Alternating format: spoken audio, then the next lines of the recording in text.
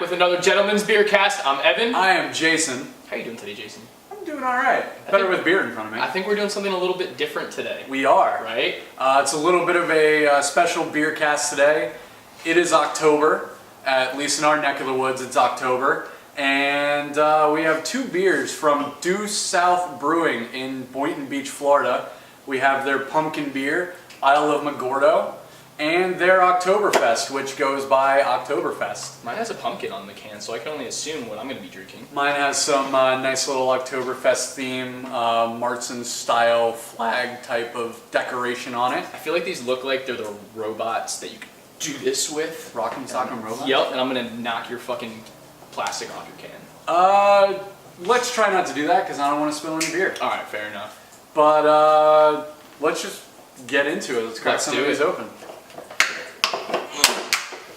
Fuck yeah. So this is going to have to settle for a second. I'm just going for it. Did you already get into Due South? Is out of very local. They're out of Boynton Beach. They're in Boynton Beach, Florida, and if I weren't as lazy as I am, I could walk or bike there on a daily basis. Now, some of our viewers are not so fortunate, but if you're ever down here in South Florida, check it out. They got a lot of great beers up in Boynton Beach. Nice little tap room that they got there. They always have some really cool one-off stuff on tap, but right now we're just looking at their special seasonal beers. I think mine's a little shaken up from trying to just dislodge it from this fucking contraption. Mine was too, but at the same time, you can see that their head retains pretty well in both styles. Absolutely. Which can be a good thing, especially this style of beer. You kind of want it to present well. Really nice, thick, creamy head. Ours look very similar in color as well. They do. You get that really deep amber type of color. Mine's really cloudy too. Yeah, mine's got a decent bit of cloudiness to it. Yours would probably be more so towards the cloudiness because of all the spice and stuff that they add to it. And I smell it immediately, very aromatic. I can smell it from here. I'm getting the pumpkin. I can smell it from here. Automatically, just right on the nose. With mine, you kind of get that, again, that really nice bready maltiness, not too much sweetness, but something that really holds true to that nice Martzen lager style that you want from an Oktoberfest. And this is your standard pumpkin. Like, obviously I haven't tasted it yet, but you can get the spices through the nose. You can definitely pull a lot of pumpkin out of the flavor that's put out in the air. So only one thing left to do, and that's my favorite part. And try it. Let's do it.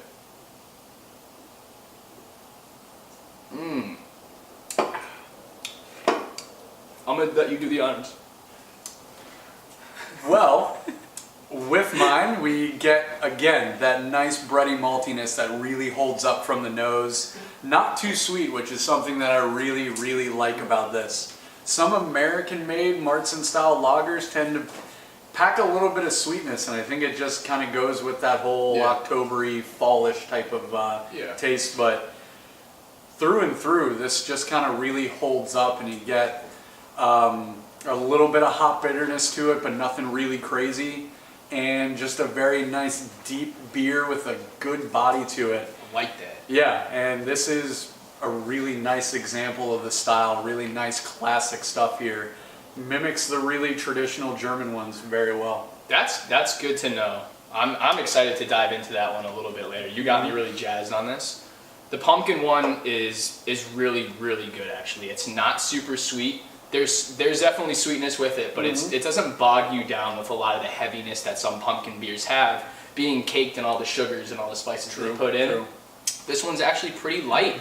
Right from the nose back, it sits well. It's really smooth.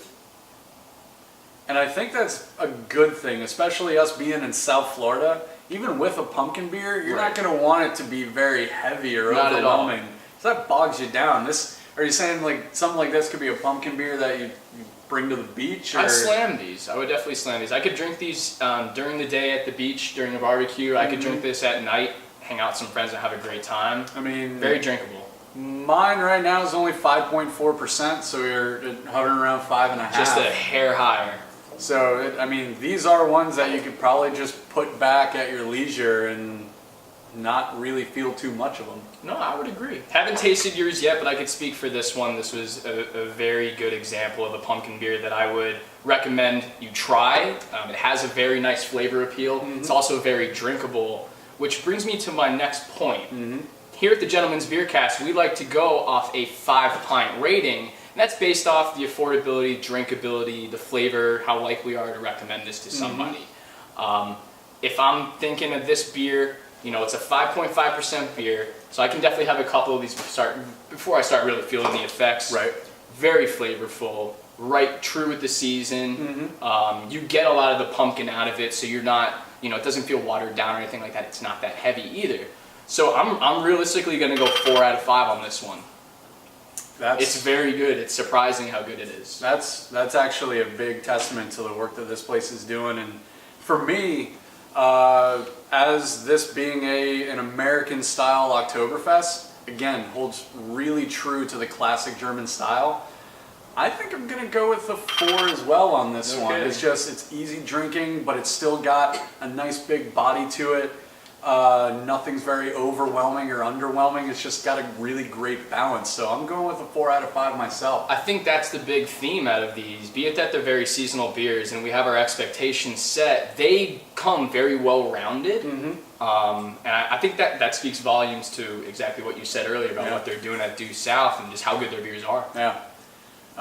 So 4 out of 5s from the both of us. And, that's a well-rounded score if you ask me. It is a well-rounded score. So if you like what we have to say about these beers, go ahead and hit subscribe below.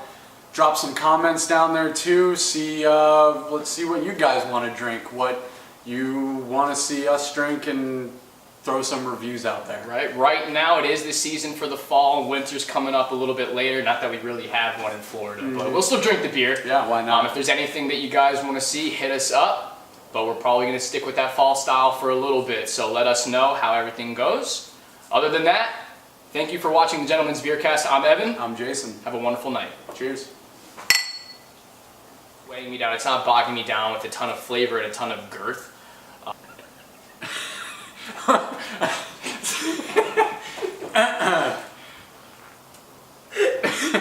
Sorry. I realized I said girth. Oh man. Can we roll the cheesy 80s porn?